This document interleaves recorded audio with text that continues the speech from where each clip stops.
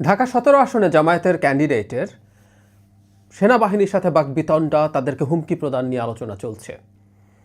একটা গুরুত্বপূর্ণ আলোচনা এভাবে আছে যে এই যে ভিডিও ফাঁস হলো, সেই ভিডিও ফাঁস হওয়ার জন্য সেনাবাহিনীকে দায়ী করার প্রবণতা, সেটা নিয়ে একটু কথা বলতে চাই। তার আগে একটা ক্লিপ একটু দেখে নেওয়া যাক। সেই ভিডিওরই আপনারা অনেকেই দেখেছেন, সেটা দেখে সেটা নিয়ে কয়েকটা কথা, এবং এই যে ভিডিওটা বেরোলো সেই ভিডিও বেরোনো নিয়ে আলাপ করব, এবং তার চাইতে জরুরি কথা, এটা নিয়ে জামাতের কথা বলার অধিকার আছে কিনা। অন্তত জামাতের নায়েবে আমিরের একটা উক্তি প্রসঙ্গে কথাটা মনে পড়লো। আগে এই ক্লিপটা দেখি, তারপর আবার কথা বলছি। এই সময় বুঝছেন, সময় সব সময় থাকে না, ঠিক আছে? আপনাদের সময় সবসময় সমান যায় না। বহুত বড় বড় অফিসাররা পা ধরছে 5 আগস্টে পরে আমাদের যাইয়া, আমরা কিছু বলি নাই স্যার। আমরা এরকম কুকুরের মতো পাচাটা হই নাই স্যার, ঠিক আছে স্যার? আমরা এখন গোলামির না না, আপনারা গোলাম হয়ে গেছেন, আপনারা অলরেডি গোলাম হয়ে গেছেন, দেশটাকে বিক্রি করে দিয়েছেন একটা দলের কাছে। জামায়াতের ক্যান্ডিডেট গতকালই ফেসবুকে স্ট্যাটাস দিয়ে সরি বলেছেন, কিন্তু আমি একটা কথা বলতে চাই যে একটা মানুষের মুখ দিয়ে এ ধরনের কথা কিভাবে আসে। তার চাইতে জরুরি কথা, অনেক বড় বড় অফিসাররা গিয়ে নাকি তাদের পা ধরেছেন, পা চেটেছেন, এবং তারা কুকুরের মতো পা চাটা শেখেননি। এই ধরনের ভাষা তিনি ব্যবহার করছেন। আমরা আমাদের জায়গা থেকে জানতে চাই, এটা একটা পাবলিক ইন্টারেস্টের বিষয় নিশ্চয়ই হবে, কারণ তার এই ভিডিও ফাঁস হওয়ার সাথে পাবলিক ইন্টারেস্টের প্রশ্ন জড়িত আছে।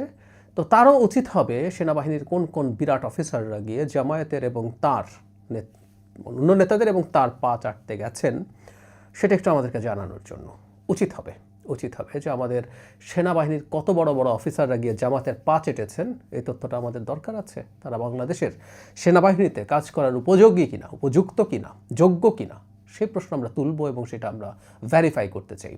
এই ভদ্রলোকের কাছে আমরা এই আহ্বান আবার জানাবো। অন্য ইস্যু যেটা নিয়ে কথা বলছিলাম সেটা হলো এটা যৌক্তিক বা এটা নৈতিক, এটা আইনি হয়েছে কিনা। কারো এমন একটা কিছু যদি ফাঁস হয় যেটা আসলে ফাঁস হওয়ার কথা ছিল না, সেই জিনিসটা নিয়ে আলাপ আছে। একটা বডি ক্যামে রেকর্ড করা হয়েছে এবং এই রেকর্ডটা হচ্ছে, এটা ইনফ্যাক্ট আমরা যদি ভিডিওটা দেখি সেটা হচ্ছে এই ভদ্রলোক এটা জানতেন। একটা পর্যায়ে ওয়্যারলেসে বডি ক্যামেরা অন করতে বলা হয়, তখন যিনি মিলিটারি পুলিশ তিনি জানান যে বডি ক্যামেরা অন করা আছে। মজার ব্যাপার, অন করার পর ওই ভদ্রলোকের টোন খানিকটা নেমে যায়। তারপরও তো উনি অ্যাওয়্যার ছিলেন, কিন্তু এইটা একটা রুটিন রেকর্ডিংয়ের অংশ, যেটা কোনো না কোনো জায়গায় এটা সংরক্ষিত থাকার কথা। প্রশ্ন হচ্ছে এটা যে বেরোলো, এটা কতটা অন্যায় হয়েছে। আমরা এই প্রবণতা বিভিন্ন সময়ে দেখেছি, সেই কারণে এই প্রশ্নটা এসছে, এটাকে আমরা কিভাবে দেখব। ইনফ্যাক্ট মানুষের ব্যক্তিগত জিনিস বা যে জিনিসগুলো গোপন থাকার কথা, সেগুলো ফাঁস করা নিয়ে আমাদের যে প্রিভিয়াস চিন্তা, সেটার ধারা একেবারেই পাল্টে দিয়েছিল উইকিলিক্স। আমাদের মনে আছে অনেক হুইসেল ব্লোয়ার আসলেন যারা বিভিন্ন জায়গায় কাজ করতেন, তারা তথ্য নিয়ে তথ্য বের করে সেটা পরবর্তীতে প্রকাশ করে দিয়েছেন। আমরা ব্র্যাডলি ম্যানিং, পরে যিনি নারী হয়ে চেলসি ম্যানিং নাম ধরেছেন, এডওয়ার্ড স্নোডেন, এনারা নানান রকম তথ্য তাদের জায়গা থেকে ফাঁস করেছেন। এখন একটা প্রশ্ন কেউ কেউ করছেন যে জামাতের এই নেতার বিরুদ্ধে এই তথ্যটা ফাঁস করায় বিএনপির সুবিধা হয়েছে।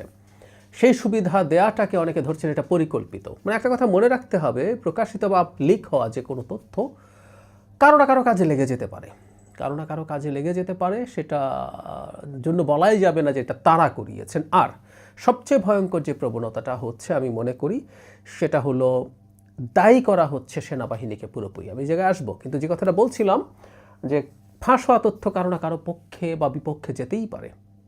জনাব তারেক রহমানকে নিয়ে টাইম ম্যাগাজিন একটা খুবই দীর্ঘ রিপোর্ট করেছে, সেখানে উইকিলিক্সে জনাব তারেক রহমান সম্পর্কে কী বলেছে সেটা উল্লেখ করা হয়েছে। আবার জনগণের সামনে এটা আসলো, সেখানে কিছু নেগেটিভ কথাবার্তা আছে। এখন এটা জামায়াতের পক্ষে যাবে, তো তাহলে কি বলতে হবে যে টাইমের ওই ম্যাগাজিনের ওই জিনিসগুলো জামাতের প্রভাবে তৈরি করা হয়েছে, ঢোকানো হয়েছে?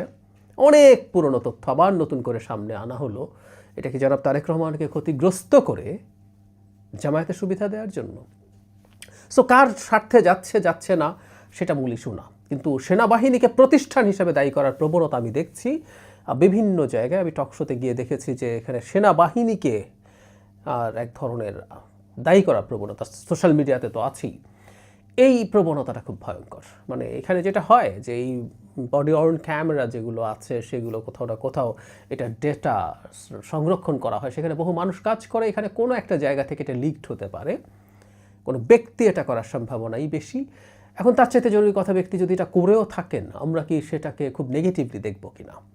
ওই যে বলছিলাম এই আলাপ পৃথিবীতে এখন আছে যে পাবলিক ইন্টারেস্টের বিষয় কেউ যদি জনগণের সামনে নিয়ে আসে তাহলে সেটাকে অনৈতিক অন্যায় বলা হবে কিনা। আমি এই যে ভিডিওটা ফাঁস হলো এটা বিএনপি কিছুটা মাইলেজ তো পাবেই, কোনো সন্দেহ নেই, কিন্তু এটা পাবলিক ইন্টারেস্টের বিষয় বলে মনে করি। একজন যিনি ব্যক্তি, যিনি আইন প্রণেতা হতে যাচ্ছেন, তিনি কি করছেন, এবং তার চাইতে জরুরি কথা যে বাংলাদেশের সেনাবাহিনীর প্রতি যে পরিমাণ বিদ্বেষ, ক্ষুব্ধতা, ঘৃণা, যে ভাষা তিনি ব্যবহার করেছেন, জনগণের এটা দেখার প্রয়োজন আছে জামায়াত ইসলামীর মতো দল কাদেরকে মনোনয়ন দেয়। এটা খুবই গুরুত্বপূর্ণ পাবলিক ইন্টারেস্টের বিষয়। সুতরাং এটা ফাঁস হওয়াটাকে আমরা ওভাবে নাও দেখতে পারি। তার থেকে জরুরি কথা, যিনি এটা প্রথম জনগণের সামনে এনেছেন জনাব জুলকারনাইন সায়ের, আল জাজিরার সাংবাদিক, তাকে অনেকে তুলোধুনো করার চেষ্টা করছেন। সায়ের বলছেন রাইটলি তিনি এর আগে শেখ হাসিনার সময় প্রচুর এই ধরনের বিষয় মানুষের সামনে এনেছেন, সেগুলো তখন আবার সবাই বাহবা দিত কারণ সেগুলো তাদের পক্ষে যেত। সো পক্ষে গেলে ঠিক আছে, পক্ষে না গেলে লিক করা হয়েছে কেন, এই আলাপগুলো আছে। কিন্তু যে প্রশ্নটা করছিলাম, জামায়াতে ইসলামের কি আদৌ কোনো অধিকার আছে এটা নিয়ে কথা বলার?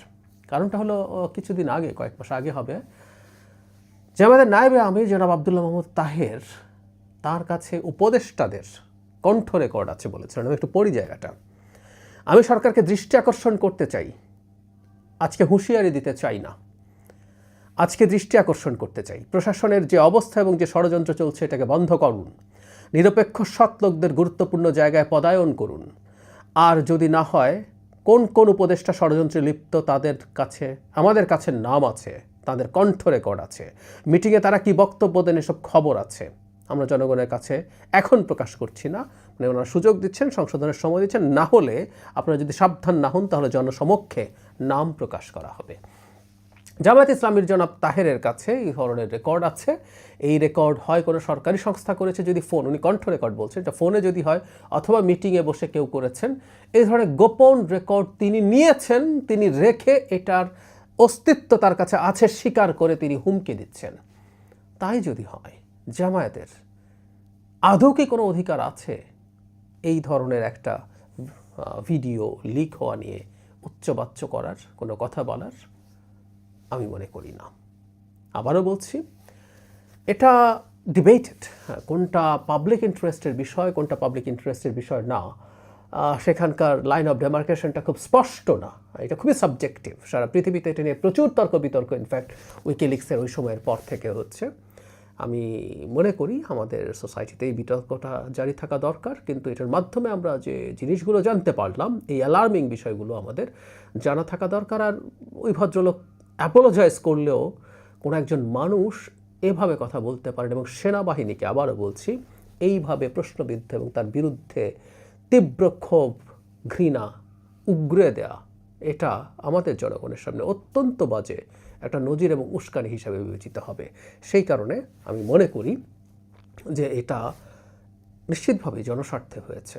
তাই এটাকে আমার পয়েন্ট অফ ভিউতে, আবারও বলছি, কেউ রিফার করতে পারেন, আমি মনে করি এটা জনস্বার্থের ইস্যু, এটা নিয়ে কথা বলা আমাদের এই জন্যই উচিত।